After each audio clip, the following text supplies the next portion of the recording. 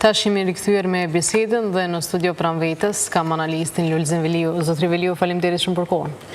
Mirëmbrëma, faleminderit për ftesën. Atëherë, Zotri Veliu, do të flasim për mos konstituimin e kuvendit cili sot hapi dyert edhe për bashkëdhetarët për një aktivitet traditor që ata mund ta vizitojnë kuvendin, mirë po si shihni këtë aktivitet, pra hapjen e dyerve të kuvendit për bashkëdhetarët në një situatë të tillë politike si kjo sotme? Më të drejtën, kjo aktiviteti i dyrëve të hapura të kuvendit Kosovës është duke organizuar tash sa vite. Unë sot nuk kam qenë, mirë po kam qenë para disa vitesh e mendoj se e njëjta ka ndodhur edhe sot me vizitat shumë bashkëdhetarëve, të cilët dëshirojnë të shohin legislativin, shohin institucionin më të lartë vendit, i cili vendos për shumë gjëra në këtë vend, mirë po për fatin tonë të keq, por edhe më shumë, edhe më të keq të qytetarëve të cilët jetojnë në Republikën e Kosovës, kuvendi i Kosovës tash sa ku është thuajse jo funksional, pasi që nuk po arrihet konstituimi i saj, edhe pse në fakt subjekti kryesor, lëvizja vendosje, ka votat për të konstituuar kuvendin, por edhe për të krijuar qeverinë e Kosovës, mirë po kanë mbështetur peng i mosmarrveshjeve për zgjedhjen e presidentit të ardhshëm të Republikës së Kosovës. Dhe janë kaluar të gjitha afatet, është bërë thyrje kushtetuese pra me kalimin e afatit për konstituimin e kuvendit, një vazhdim i thyrjes së kushtetutës është bërë edhe sot, duke mos mbajtur takimin e radhës që sipas rregullores kuvendit, po edhe kushtetutës duhet që në çdo 48 orë të kemi një takim, një mbledhje të kuvendit derisa të arrihet konstituimi i gjithë kësaj. Sido që jetë, gjitha këto janë në përgjithësinë e subjekteve politike, në përgjithësinë e liderëve të tyre, të cilët me sa po duket nuk janë duke qarë kokën shumë me atë se çfarë po ndodh në Kosovë dhe me kuvendin e Republikës së Kosovës. Kur u thirr seanca konstituive e para me 6 gusht, një ditë para përfundimit të afatit kushtetues, u kërkua kushtesë. Pastaj me 8 gusht u thirr seanca e dytë, një ditë pas kalimit të afatit, sërish me të njëjtën arsye, mirë po a mendoni se nuk ishte e mjaftueshme periudha 30 ditore afatit kushtetues për të arritur një dakordim, anëse kurti arsyetoi atë me disa mostakime dhe refuzim të ftesave nga ana e PDK-s, mirë po gjithashtu edhe me zhvillimet e brendshme të LDK-s, për sido që tjetë, a janë këto arsye që të mos arrihet një marrëveshje e tillë? Po, unë mendoj se të gjitha këto nuk janë arsye, se nuk kemi të bëjmë vetëm me një afat 30 ditor pra për konstituimin e kuvendit, pasi që ne në një krizë të tillë nuk është se jemi vetëm pas këtyre zgjedhjeve të fundit, zgjedhjeve të qershorit, mirë po një krizë e kemi në vazhdimsi që nga zgjedhjet e shkurtit vitit kaluar, kur është krijuar qeveria dhe në mars apo prill nuk kaloi afati i zgjedhjes së presidentit dhe pikërisht ta lider. Pikërisht të subjekte politike nuk u dakorduan për të zgjedhur një president që në atë kohë do të ishte shumë e rrugës të zgjidhë një president konsensual, një president jo partijak, dhe nga ajo kohë do të kishim tani gati 2 vite qeverisje, mirë po ata vendosën që drejtohen kutive të votimit dhe në deklaratet e tij e kemi parë disa herë zotin Kurti, ish kryeministrin, por edhe udhëheqësin e lëvizjeve të vendosje të subjektit kryesor për nga numri i votave, i cili është deklaruar se do të bëhen zgjedhje, do të kemi zgjedhje të tjera, të njëjtën gjë e ka deklaruar në vazhdimsi, derisa në qershorin e këtij viti kishte një bojkot të qytetarëve kundrejt subjekteve politike, jo vetëm lëvizjeve të vendosje, por edhe të subjekteve opozitare dhe patëm një dalje ndoshta mund të themi rekord negativ, pasi kemi pasur vetëm 37% të qytetarëve të Republikës së Kosovës që i drejtuan kutive të votimit. Dhe në këtë mënyrë mund të themi lirisht se të gjitha subjektet politike së bashku, të cilat gjenden sot në Parlamentin e Kosovës, janë një minorancë politike kundrejt 63% të qytetarëve të cilët vendosen të mos ju besojnë këtyre subjekteve politike. Dhe mosbesimi i tyre kundrejt politika çfarë janë udhëhequr në këtë periudhë është mëse i arsyeshëm. Pse të dalim të votojmë sot të diskutojmë se kur do të mbahen zgjedhjet e radhës. Pra, këta duhet i thrasin mendjes, duhet i thrasin kukës dhe duhet mendojnë më tepër në interesin e përgjithshëm, në interesin e Republikës, në interesin e qytetarëve të Republikës së Kosovës, në mënyrë që të krijojnë institucione dhe të hecin para, pasi që përveç problematikave që shkaktohen brenda Republikës, në këto ngërçe politike kemi humbur shumë edhe në arenën ndërkombëtare, kemi humbur në integrimin e Kosovës, kemi humbur nga fondet të cilat kanë qenë të ndara për vendet e Ballkanit, fondet për zgjerim të vendeve të Ballkanit perëndimor, dhe nëse nuk do të kemi një konstituim të kuvendit deri në fund të vitit, do humbim edhe 100 milion nga fondi që ka qenë ndarë nga Bashkimi Evropian. Ndërsa vendet e tjera kanë marrur 2 apo 3 herë, në 2 apo 3 ture mjeten nga ky fondi që ndahet nga Bashkimi Evropian. Pra, në këtë rang prin Shqipëria, që është më mirë pozicionuar se të gjitha vendet e rajonit, pastaj Malizi dhe Maqedonia, ndërsa Kosova është i vetmi vend që nuk ka përfituar ende asgjë.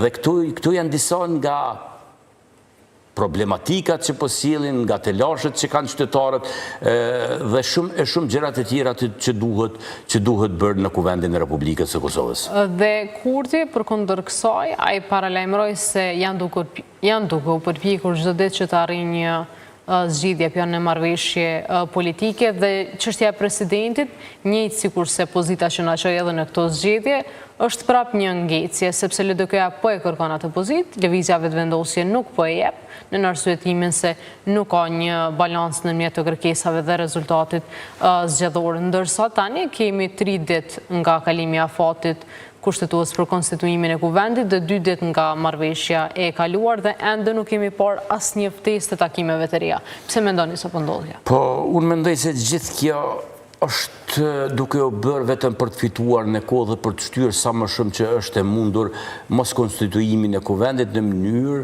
që pas një periudhë kur të arrijmë të konstituim kuvendin dhe nuk do të zgjedhim presidentin, do të kemi sërish 60 ditë afat deri në zgjedhjen e presidentit, që të shkohet në zgjedhje drejt dhjetorit. Pra të shtyjë konstituimin deri në shtator? Unë mendoj se një gjë e tillë është duke u planifikuar mirë dhe për fatin e keq të vendit dhe qytetarëve të Republikës së saj.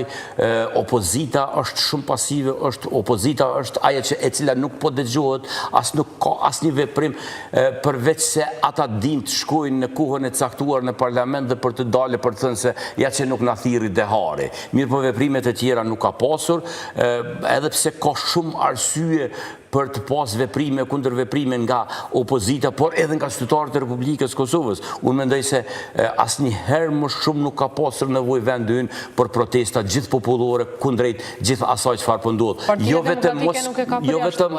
Jo vetëm me mos konstituimin e kuvendit, por edhe me miratimin e disa ligjeve të cilat janë shumë të dëmshme për vendin dhe kundër interesit kombëtar. Në këtë rast po flas për ligjin që është miratuar për shtetësinë e serbëve, të cilët në masë të madhe janë duke marrur shtetësinë e Republikës së Kosovës, edhe njerëz të cilët nuk kanë të bëjnë asgjë me Kosovën dhe ndoshta as nuk e dinë se nga i bie Kosova. Pra, ka shumë arsye për të protestuar, ka shumë arsye për të pasur aksione politike të opozitës, por edhe të shoqërisë civile e qytetarëve në Republikën e Kosovës. Kjo situatë politike ndoshta po vije edhe si pasojë që mos konstituimi i kuvendit dhe brenda afatit 30 ditësh nuk ka pasojë as nga vendimi i fundit i gjykatës kushtetuese që erdhi në qershorin e 2025-s, dhe përkundërse partitë opozitare kanë deklaruar se ky afat është kundër kushtetues, ato nuk është se kanë thënë që ose do ta çojnë në kushtetuese ose nuk do ta çojnë. Pra kanë mbetur me një pozitë, ndërsa deputeti BDK-s Përparim Gruda tha se nëse ky vendim i gjykatës kushtetuese, nëse kërkohet një mendim tjetër, i bie që të kërkohet interpretim mbi interpretim tjetër. Pse mendoni se partitë politike nuk po veprojnë në këtë rast dhe duke pas parasysh që seanca e 8 gushtit u thirr pas afatit kushtetues, të gjitha partitë politike, domethënë partitë e deri tanishme opozitare ishin aty, apo e mbyllin ato njërën sy vetëm që të lejohet formimi i institucioneve dhe të kalohet këngërç? Me sa duket ato sikur po presin që Lëvizja Vetëvendosje të bëj hapin për krijimin e institucioneve. Pra, ne e dim të gjithë se Lëvizja Vetëvendosje së bashku me listën Guxël Alternativen, por edhe me minoritetet jo sërbe, i kanë 62 deputet dhe një gjë e tillë e mundëson krijimin e të gjitha institucioneve. Mirë po zoti Kurti po taktizon në këtë formë në mënyrë që të shkohet sa më lart. Nëse ne do të shkojmë në kushtetuese, do të kemi sërish një bllokim për një afat të caktuar.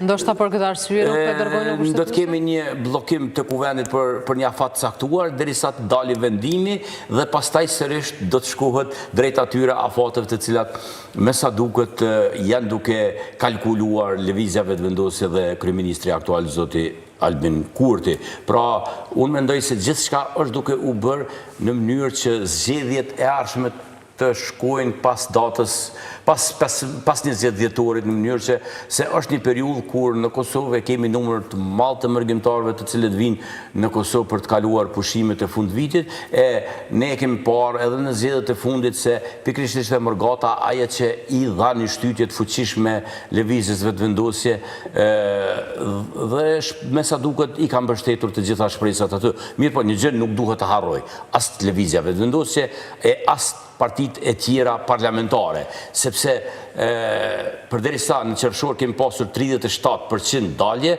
në zgjedhjet e ardhshme kur do të qoftë që ato do mbahen, unë mendoj se numri i qytetarëve që do të drejtohen kutive të votimit do të jetë ndoshta edhe nën 30%.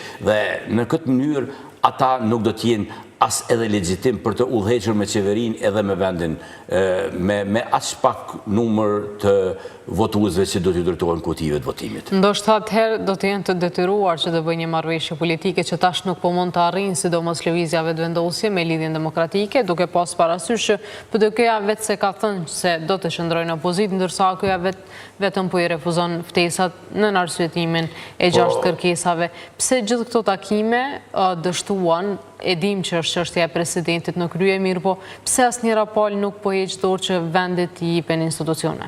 Po në mendoj se Lëvizja Vetëvendosje dhe zoti Kurti poftojnë e bisedime dhe po thojnë eja të bisedojmë e të vendosim atë që dua unë.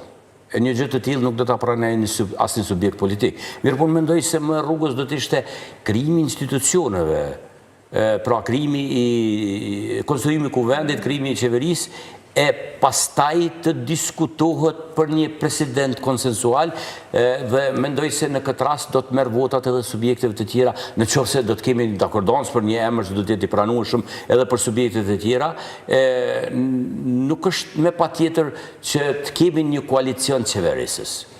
Pasi për qeveri kemi numra të mjaftueshëm. Unë mendoj se qeveria duhet krijohet dhe të hapet mundësia për zgjedhjen e një presidenti dhe të shkohet pra drejt zgjedhjes së një presidenti i cili do të vijë nga shoqëria civile, nga akademia, nga universiteti, apo dhe do t'i merr votat edhe të subjekteve politike. Pra një personalitet i cili i merr më tepër se 80 vota, ai për mua është një president konsensual. Dhe në këtë mënyrë do të kishim pasur një dalje nga kjo krizë e cila po na shoqëron tash e 2 vite. Mirë po sa po e dëshiron Lëvizja Vetëvendosje një president konsensual, duke qenë se po thuajse për secilin parti, pra edhe për LDK-n, edhe për PDK-n, ajo e ofroi postin e krye parlamentarit në këmbim të qëndrimit në sallë dhe votave për postin e presidentit, duke mos e harruar që derisa po kërkon president jo konsensual, Vjosa Osmani në mandatin e kaluar, nuk është që ishte konsensual, ai ishte një listë me Lëvizjen Vetëvendosje nga radhët e Guxo. Jo, në fakt në Republikën e Kosovës, që nga pas lufta e kënej nuk kemi pasur asnjëherë president konsensual. Përja ashto ati fete Jahjagën, e cila në fakt asaj nuk ishte një konsenzus në mes të subjekte politike, ishte presidente e Zarfit. Mirë po si do që tjetë, mendoj se tani është momenti kur bëhet një gjë e tillë dhe të mirët një vendimi tillë. Edhe pse lëvizja vetëvendosje në periudhën e fundit dhe zoti Kurti po thirrën shumë në president konsensual, edhe pas bisedimeve edhe me lidhjen demokratike, mirë po lidhja demokratike nuk sheh garanci me një marrëveshje e cila do t'i ofronte kryeparlamentarin, do t'i ofronte postin e zëvendës kryeministrit apo ndonjë ministri, pasi që ne e dimë një kaluar të afërt, jo shumë të largët, kur zoti Kurti prishi marrëveshjen, largoi zotin Veliu dhe prishi marrëveshjen me lidhjen demokratike dhe është, pra, e gjithçka e çfarë po ndodh është mosbesimi në mes të subjekteve politike. Një besim i humbur dhe vështirë për t'u rikthyer. Një besim që ka humbur dhe po shkakton të lashë edhe të qytetarët e Republikës së Kosovës. Me sa po shoh në Republikën e Kosovës nuk kemi pasur asnjëherë më parë përçarjen më të madhe në mes të qytetarëve të Republikës së Kosovës. Kemi raste kur individ dhe persona të ndryshëm mese familjare kanë konflikte shkaku i politikës dhe i zgjedhjes së këtyre institucioneve. Pra unë mendoj se është momenti i fundit kur liderët tanë politik, pra pa përjashtim të gjithë liderët politik të mendojnë për të ardhmen, të mendojnë për vendin dhe të mundohen që të rikthejnë besimin të qytetarët e Republikës duke krijuar institucione, duke bërë një koalicion, ndoshta më i mira do të ishte një gjithëpërfshirës në mënyrë që të tejkalohet kjo situatë, të mirën disa vendime të rëndësishme. Mos harrojmë se bisedimet janë duke na pritur dhe bisedimet kanë ngelur tash 2 vite vetëm shkaku i mungesës së institucioneve. Bashkia ndërkombëtare nuk do të lejojë një gjë të tillë që të vazhgitet dhe të mos kemi vendime të cilat të mos kemi takime në mes të grupeve negociatore si nga Kosova ashtu dhe nga Serbia. Pra të gjitha këto janë që do ta presin qeverinë e ardhshme, cila do qoftë ajo apo cili do kryeministër që do vije pas një konsenzusi apo një marrëveshje qoftë edhe pas zgjedhjeve të parakoshme. Por të mbesi mendet e çështja e presidentit, LDK-ja tashmë ka konfirmuar që Osmani vazhdon të jetë kandidatja e saj për presidente. Nëse LDK-ja ndoshta të ndronte emrin, po të ishte Abdigjiku ose dikush tjetër, mos ndoshta do të mund të arrijë një marrëveshje? Po mendoj se çështja e zonjës Osmani është e tejkaluar dhe mendoj se nëse Lidhja Demokratike këmbgul në emrin e saj e ka një gabim të madh, bën një gabim të madh, gabim pas gabimi. E them këtë pasi që ne të gjithë jemi dëshmitar të asaj se çfarë ka ndodhur. Pikërisht zonja Osmani është ajo që e shkatroi Lidhjen Demokratike dhe e solli në këta numra që sot ka. Me ikjen e saj, duke krijuar listën Guxo për të bashkuar me zotin Kurti dhe për të zgjedhur presidente. Dhe në momentin që humbi besimin e lëvizjes vetëvendosje dhe nuk mori votat për të qenë sërish presidente, ajo sërish u rikthye në Lidhjen Demokratike duke qenë bartse e listës. Një gjë të tillë unë as sot nuk arrit ta kuptoj se si pranuan Lidhja Demokratike apo kryesia e Lidhjes Demokratike që një gjë e tillë të ndodhë. Pikërisht me njeriu që i shkatroi atë subjekt politik e prurin në 12%. Edhe pse ata ndoshta menduan se do ta rikthej elektoratin, mirë po shumë qartë se elektorati nuk është një pakot që bëhet nga njëri krah në krahun tjetër, pra ajo u rikthye, mirë po elektorati ngeli atje ku kishte shkuar. Dhe mendoj se pikërisht Dyos Osmani është ajo që ka shkaktuar edhe probleme brenda Lidhjes Demokratike, pasi ne e dimë që aty ka dhe grupacione të cilat janë në kundërshtim me njëra tjetër, nuk pajtohen me shumë gjëra dhe këmbgulja e tyre është që nuk ka marrëveshje tjetër përveç se presidentit, por jo Osmanin. Ka shumë eksponent brenda Lidhjes Demokratike që mund të jenë president. Mirë po, unë mendoj që ka edhe eksponent edhe nga subjektet e tjera, ka eksponent shumë të mirë që mund të vinë si nga shoqëria civile apo edhe nga universiteti, e që për fatin e keq, sikur nuk dëshirohet as të flitet, as të diskutohet për emra. Kemi takim pas takimi, kem pasur takim pas takimi, pas në 2 ditët e fundit nuk është paralajmëruar ndonjë takim, apo nuk është thënë se ka pasur një gjë të tillë.